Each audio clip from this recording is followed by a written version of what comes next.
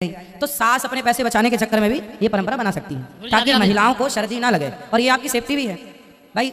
Radhe Radhe friends, आज गुरुजी के पंडाल में एक महिला आई और गुरुजी से सवाल करने लगी कि गुरुजी, हम महिलाओं को किस दिन सर धोना चाहिए और किस दिन नहीं धोना चाहिए। उस पर गुरुजी ने कितने अच्छे से समझाया कि महिलाओं को किस दिन सिर धोना चाहिए, किस दिन नहीं धोना चाहिए। आइए देखते हैं इस वीडियो के माध्यम से।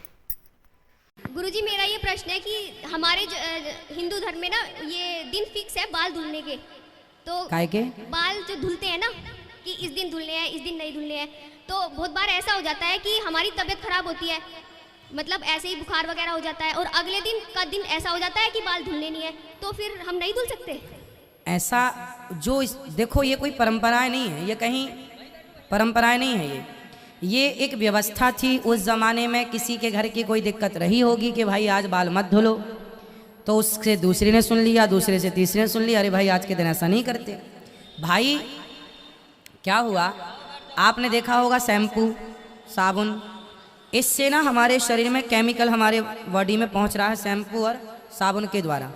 तो हमारे बड़े बुजुर्गों ने नियम बना दिया कि भाई आप लोग कहीं इन चीज़ों से अपना सेहत ना बिगाड़ लें, तो एक दिन साबुन मत लगाओ, इसी बहाने आपकी बॉडी को रिलैक्स मिलेगा, केमिकल से बचाव होगा, इन चीज़ों से बचाव होगा। इस वे पर ये बातें कही गई थी, है ना। इनका कोई, हमारे यहाँ ना मिट्टी से नहाने की परंपरा रही है, माटी से नहाइए।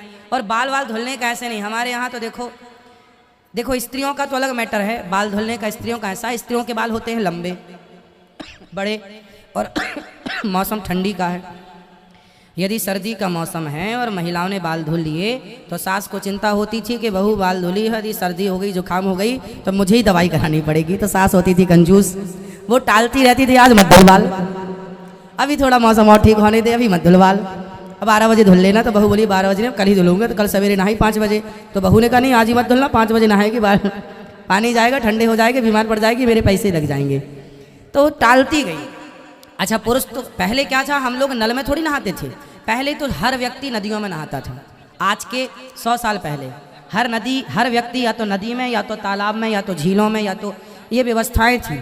हर आदमी खुले में नहाता था। मीन्स नदियों में स्त्रियों के घाट अलग हुआ करते थे, पुरुषों के घाट। अयोध्या जी में आज भी आपने देखा होगा, सीता घाट अलग है, राम घाट अलग है, महिलाओं के नहाने की जगह अलग थी, पुरुषों की अलग थी। तो पहले के लोग तो खुले पानी में नहाते थे, है ना। तो वो कोई दोष नहीं था पुरुष जाके डूब जाता, डुबकी लगाना, ऐसा नहीं कि आज न डुबकी लगा बार बाल ना धुलो। और माटी उठाता था, उसी से घिस लेता था, हो गया। बाद में साबुन आया, बाद में शैम्पू आई, चीज़ें आई। तो सास अपने पैसे बचाने के चक्कर में भी ये परंपरा बना सकती है ताकि महिलाओं को सर्दी ना लगे और ये आपकी सेफ्टी भी है भाई। अब वो सर्दी में सास ने कह दिया होगा आज बाल ना धुलो, तो क्या हो गया, फिर वो बहू ने कहा, अब अपनी बहू को कहा, सुन मेरी सास ने कहा था बाल नहीं धुलना आज के दिन लो, वो याद करके बैठ गई, दिन परंपराएं बन गई। ऐसी परंपरा बनी है। परंपराएं कैसे बनी है, एक अंधा और एक अंधी थे, तो दोनों पति पत्नी थे, अंधा, दोनों ही अंधे थे। तो वो दोनों बेचारे अपने घर पे तो रहते थे, अपना अंदाजे से सारा काम करते थे, लेकिन उसका दूध ना रोज बिल्ली पी जाती थी। अंधे थे, बिल्ली को पता चला कि इनको कुछ दिखता तो है नहीं, तो बिल्ली आए पूरा दूध पी जाए। तो पत्नी ने अपने पति को बोला, जब तक दूध रहा करे तुम यहाँ लाठी से ऐसे ऐसे ऐसे मारते रहा करो, आवाज़ आती रहेगी तो बिल्ली नहीं आएगी। अच्छा, बिल्ली नहीं आई। फिर उसका बेटा हुआ, बेटे ने देखा कि जब माँ भोजन बनाती है ना तो पिताजी हमारे लाठी पीटते रहते हैं। फिर उसकी शादी हुई, उसकी दुल्हन आई, तब तक इसके माता पिता संयोग बस दोनों निपट गए, बता ना पाए कि बेटा वो तो बिल्ली के चक्कर था। अब इसने भी अपनी पत्नी से कहा, तू जब भोजन बनाएगी मुझे बताना, मेरे पिताजी ने यहाँ जब भोजन बनाती हैं पत्नियाँ तो लाठी पीटने की परंपरा है। तो वो तो अंधे थे पर ये तो अंधा नहीं था, लेकिन चूंकि अब ये भी लाठी पीट रहा है तो ये परंपरा बनती चली गई। ऐसी अंध परंपराएं हमारे देश में आज भी सैकड़ों की मात्रा में जीवित हैं, आज भी एक्टिव हैं। जो बनाई किसी और के कारण थी उसका गलत। अब जैसे एक संत जी के बारे में मैंने सुना, एक संत जी के आश्रम में बिल्ली रहा करती थी, बिल्ली। तो संत जी जब ध्यान में बैठा करते थे ना तो बिल्ली बड़ी, उनकी संत थे ना, सबसे प्यार करते, तो बिल्ली जाके गोद में बैठ जाती थी। तो संत जी रोज ध्यान लगाने के पहले बिल्ली को पीपल से बांधा करते थे, वहाँ पीपल था, पीपल से बांधा बिल्ली को और संत जी ध्यान में डूब जाए।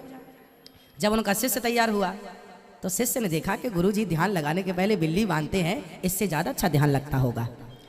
अब तो गुरुजी निपट गए, अब बिल्ली भी गुरुजी के जाने के पहले आगे पीछे बिल्ली भी चली गई होगी। अब बिल्ली रही तो उसने क्या किया, बिल्ली पकड़वाया बोले पकड़ के लाओ, और पकड़ के लाया और वो भजन करने बैठा, उसके पहले वो पीपल से बांधे।